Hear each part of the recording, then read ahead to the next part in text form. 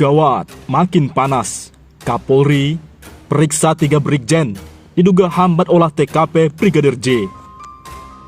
Di lain sisi, apakah Baradae hanya tumbal? Hingga mencuat, terbunuhnya Brigadir J semakin dekat dengan skenario KM50. Kapolri Jenderal Listio Sigit Prabowo menyatakan bahwa tim Inspektorat Khusus Irsus telah memeriksa 25 personel kepolisian terkait dengan kasus penembakan Brigadir J. Jenderal Sigit menyebut dari 25 orang tersebut, diantaranya adalah 3 orang jenderal bintang 1 atau brigjen. Selain itu, ada juga polisi berpangkat lainnya.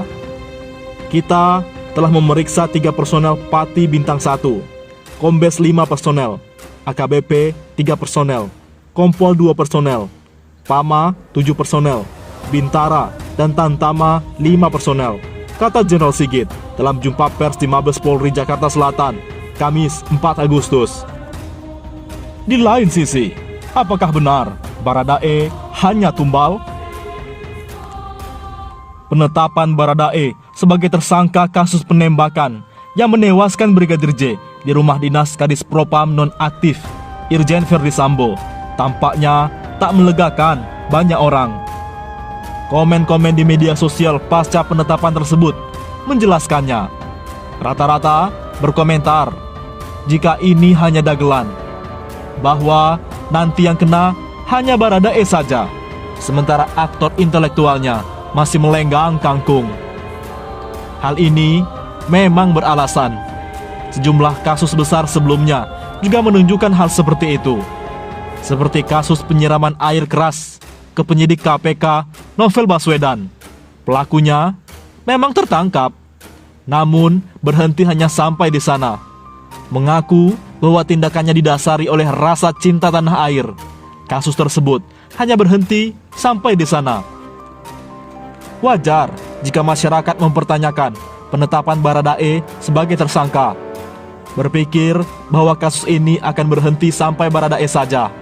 Sebab pada dasarnya masyarakat sudah tidak percaya narasi pelecehan berujung baku tembak, termasuk saya. Maka menetapkan Baradae sebagai tersangka kasus tersebut sama saja dengan tim gabungan juga mempercayai narasi itu. Lalu, apa bedanya dengan narasi para pejabat polisi yang sudah dicopot tersebut? Irjen Verdi Sambo, CS?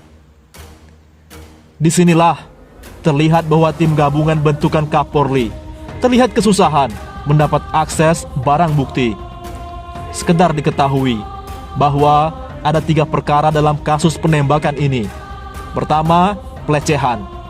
Kedua, percobaan pembunuhan dengan narasi Brigadir J sempat menodongkan pistol ke kepala istri Irjen Verdi Sambo. Dan ketiga, pembunuhan berencana sebagaimana dilaporkan oleh pengacara keluarga. Kasus pertama dan kedua awalnya ditangani Polrestro Jakarta Selatan, kemudian ditarik Polda Metro Jaya, sebelum belakangan ini ditarik Mabes Polri. Sedangkan perkara ketiga ditangani Bareskrim. Nah, sewaktu 2 perkara pertama ditangani Polda Metro Jaya, kabarnya penyidik Bareskrim sempat kesulitan mendapatkan akses ke barang bukti, khususnya CCTV. Setelah 2 minggu, akhirnya baru bisa memegang barang itu. Kronologi CCTV yang banyak beredar itu merupakan hasil kompilasi yang dilakukan Polda Metro Jaya dan terindikasi banyak yang belum dipublikasikan. Konteks penetapan Baradae sebagai tersangka itu dalam perkara pembunuhan berencana memang belum memuaskan. Tapi menurut saya, itu opsi terdekat yang bisa dicapai. Hampir sebulan menangani kasus, masa belum ada satupun yang jadi tersangka? Yang saya lihat berbeda dari penetapan tersangka ini dengan kasus penyiraman air keras ke Novel Baswedan adalah, dalam perkara ini, penyidik menyertakan junto pasal 55 dan 56 KUHP, selain pasal 338 KUHP. Silahkan googling sendiri. Tapi yang jelas, pasal 55 dan 56 itu mengatur tentang persekongkolan jahat. Artinya, bakal ada tersangka yang lain. Baradae bersama-sama melakukan pembunuhan. Singkatnya seperti itu. Nah, bersama siapa? Mari kita tunggu.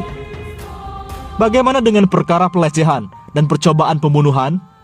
Ini berkaitan dengan narasi pelecehan berujung baku tembak. Semua orang tahu, bahkan dengan kronologi CCTV yang dikeluarkan oleh Polda Metro Jaya sekalipun, narasi pelecehan sulit dinalar. Yang paling sederhana, Putri Candrawati, istri Ferdy Sambo, tiba di rumah dinas pukul 17.10 dan pada 17.11 sudah melakukan 3 kali panic call ke suaminya.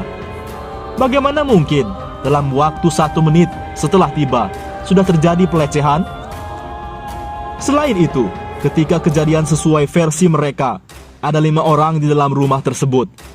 Putri Candrawati, Brigadir J, Baradae, Bribka Riki, yaitu Patwal, dan Kuat semacam asisten rumah tangga.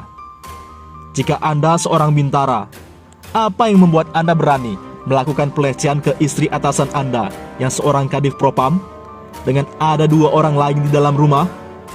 Apakah Anda berniat bunuh diri? Tebakan saya, nanti penyidik Bareskrim akan melakukan gelar perkara dengan kejaksaan. Sebelum akhirnya 2 perkara tersebut bisa SP3. Bukti tidak kuat, kronologi waktu tidak sinkron, sementara yang terlapor sudah meninggal. Mau meneruskan bagaimana? Namun, masih ada satu kendala lagi. Meski penyidik mungkin sudah bisa mematahkan narasi pelecehan berujung baku tembak, tapi sepertinya masih kesulitan untuk membuktikan apa yang terjadi pada Jumat 8 Juli 2022 di rumah dinas tersebut. Ini karena tim gabungan memulai penyelidikan dari minus, yakni dari TKP yang sudah tidak clear.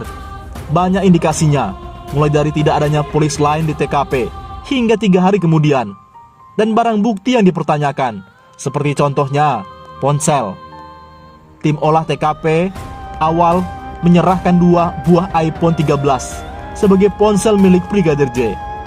Sesuatu yang ditolak keluarga, karena sepengetahuan mereka, ponsel Brigadir J adalah Samsung. Ini menerbitkan kecurigaan adanya penghilangan barang bukti.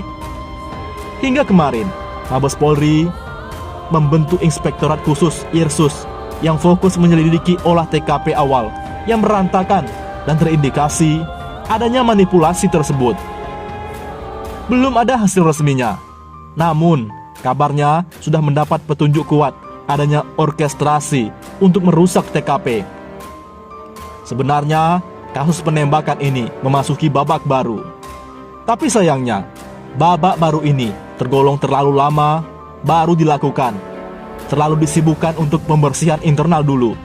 Semoga saja tim gabungan ini bisa cepat membuat perkembangan setelah menarik semua kasus dan barang bukti di tangannya. Apalagi setelah Baradae resmi ditahan, tentu dia akan berpikir ulang untuk tetap diam. Apalagi setelah melihat orang-orang yang mungkin menjaminnya kini tersingkir semua dan berupaya menyelamatkan diri masing-masing. Konon, semalam dia sempat menangis karena dikerjain oleh Irjen Napoleon Bonaparte, mantan Kadif HI Mabes Polri, yang terkenal gara-gara mengolesi kotoran manusia ke muka tersangka penistaan agama. Dalam kasus ini, Napoleon kerap berkomentar. Yang terakhir dia bilang, "Sudah, ngaku saja. Tidak usah hidup di penjara." Namun, tentu saja kabar tersebut tak bisa dikonfirmasi.